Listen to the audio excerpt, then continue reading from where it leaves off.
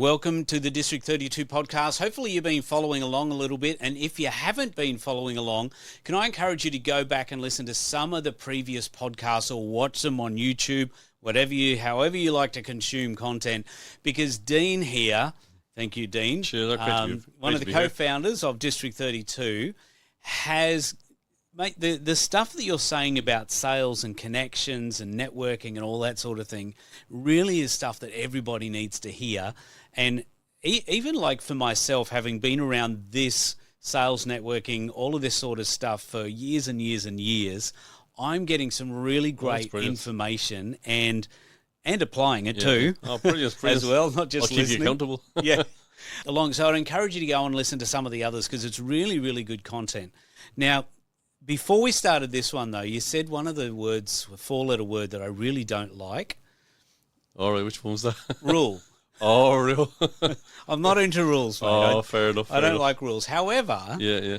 I believe you have a good take on this particular rule. Yeah, like it's interesting. I suppose our tagline is the power of connection, and I was reading an article there, and the 7-second rule was mentioned in this particular article. I can't remember the author, so apologies to we're forgetting, but.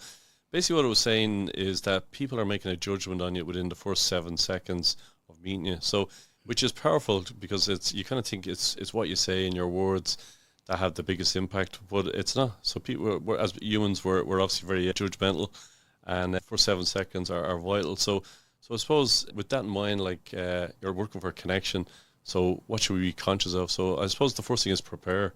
Do the research before you get there on the individual, through even stuff like LinkedIn, their website, case studies.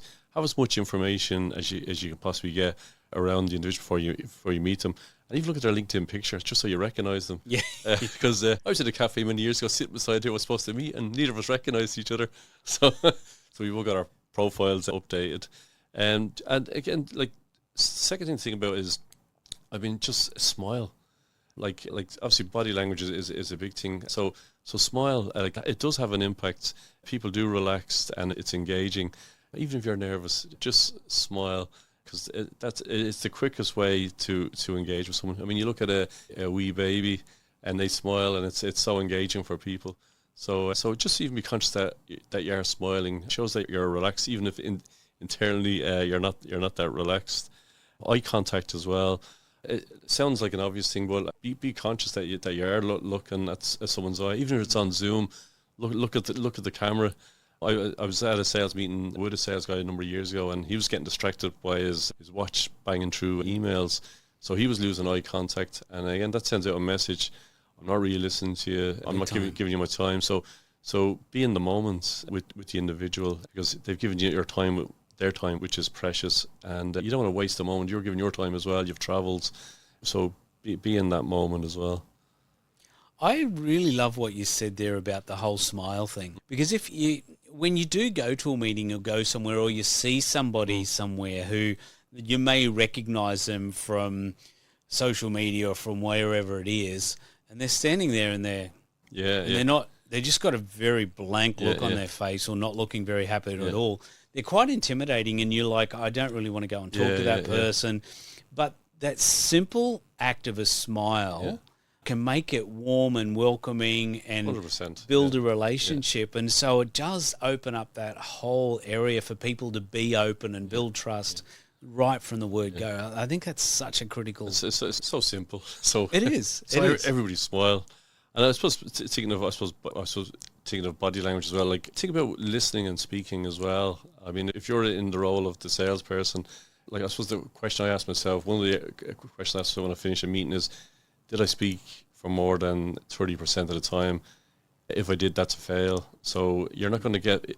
I suppose sales can be overcomplicated. I mean, we're looking to achieve two things. One is trust. The second is empathy. So trust, you'll get that through listening more than speaking.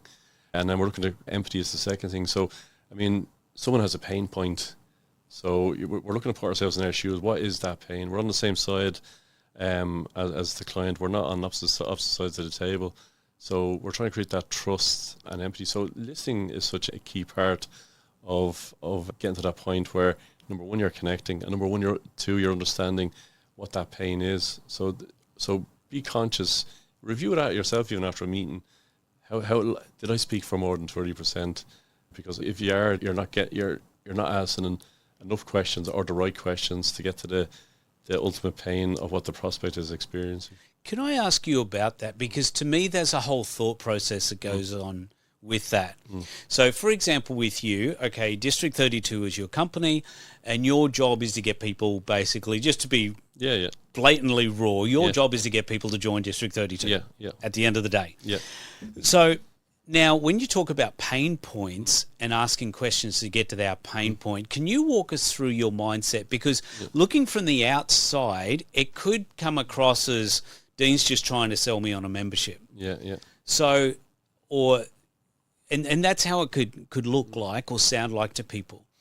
In your mindset with the empathy, fixing the pain points, how do you go about that thought process to put yourself in their shoes and be able to do that for them? Well, I suppose, you got to think, am I asking them the right questions? So if I was meeting someone, say for the first time, I'd be asking them, okay, well, how is business going? Where's your new clients coming from? Where are you finding it hard to get clients? Who are your ideal referral partners? Who are your ideal target market? Are you getting in front of them? What are the obstacles getting in front of them? So just from even half a dozen questions, you learn quite a lot, as in where they're potentially struggling. And again, not everyone I meet is a good fit for District 32 as well. And I think it's important that you're honest with people, and saying, listen, I don't think we're actually a good fit for you. Maybe I can recommend somewhere else. But if someone genuinely has, you can find where the pain point is. And sometimes people don't actually realize their pain point. Like a question I asked, new to business, who are your ideal referral partners? And you didn't know what a referral partner was or the concept behind it. So I explained to them, well, listen, here's how it works. You're looking to build trust with and leverage off someone else's client base or database. So even asking those questions, it opened the door for him, as in, I never thought of, I can link in with similar trades, or I can get introductions and maybe some collaboration there. So, but sometimes people don't realize, they realize maybe they don't have clients or they're low on clients, but they don't realize other avenues where they can leverage or access different ways. But again, you've got to be asking the right questions to get to their perceived pain point, but there might be pain elsewhere that they just don't see as well. No, that's really good. I love the whole process, and obviously you're just trying to find out who they are. Is it a fit? Is it going to work? And I just wanted people to understand that, because sometimes if you've got a service or a product, you're not sure how to approach it. So I appreciate showing the mindset behind it. Yeah. And also probably touch as well is, you're looking to build trust. It's so key. So always come from a place, I suppose, of service without looking for that in return. So I suppose when I'm meeting someone for the first time, I'll do the research. And sometimes it's obvious who their ideal target market is. You'll pick it up from their case studies on their website or their testimonials. So I try to go there armed with, okay, well, I actually know people in that industrial space. I can make an introduction. And once I kind of feel comfortable that they're good people and good at what they do, I'm looking to make those introductions first without getting anything back. I kind of feel over time it comes back either directly or indirectly if you're kind of looking to do the right thing. But it's a really great way of building trust as well, because as you know, no matter what business you're in, it can be tough going. So if someone kind of gives you a leg up, you tend to remember them 9 times out of 10 and return the favour at the earliest opportunity as well. Yeah, definitely. So you're looking to build that trust and that connection. It's a great kind of philosophy, I think, to have as well. I think, that's awesome, because like you said, if you got 7 seconds, and obviously before that 7 seconds, like you said at the beginning, you're preparing. You got yourself ready. Who are they? What do they want? What can I offer them? How's it going to work? All that sort of thing. Smile. Pretty simple. Yeah. We can all do it.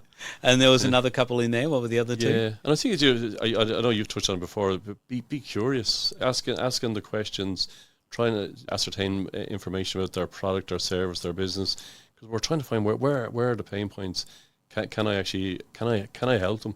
And put myself in their shoes. And it'd just be great when you get to the real pain point, you go, I actually have a solution for that, to kind of help them kind of grow their business or push on in some shape or manner as well.